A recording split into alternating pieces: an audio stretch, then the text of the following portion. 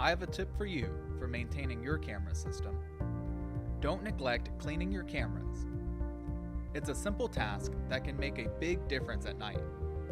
A lot of times your cameras can be dirty without noticeably affecting the image quality during the day, but that will be a completely different story for your camera views at night. Look at these two camera pictures during the day. They both have dirty lenses, but you can't tell. They look fine. Consider the same two at night. Why is there such a difference? For most cameras, the main reason why a dirty lens might look acceptable during the day, but not at night, is because of the infrareds that turn on at night. Nearly any residue or debris on the camera's lens can catch that infrared light and wash out the image.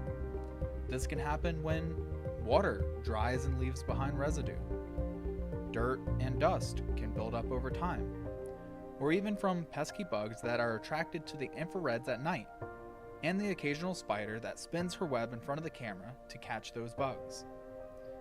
That's why it's important to check your camera's nighttime image quality every once in a while, even if the daytime view is good. Fortunately, cleaning your camera is a simple and easy task. You will need a small amount of warm soapy water. In this bowl, I use just 1 pump of Dawn dish soap. This is better than using window cleaner. Commercial window cleaner has been known to remove some films and tints, so it's better to just be safe and use a couple drops of dish soap with warm water. You will also need 2 rags or towels. You want to be selective here as well. You don't want to use anything that can create small scratches on the glass, and you also don't want anything that will leave behind debris or residue, so things like paper towels are out. Most rags that are used on cars to clean are also going to be acceptable to use on your cameras to clean. The only other thing that you'll need is a safe way to access your cameras. Once you have all the supplies you need, the actual cleaning of your cameras is a breeze. Here are the principles to follow. Keep 1 towel damp and use it for washing. The other towel, use only for drying.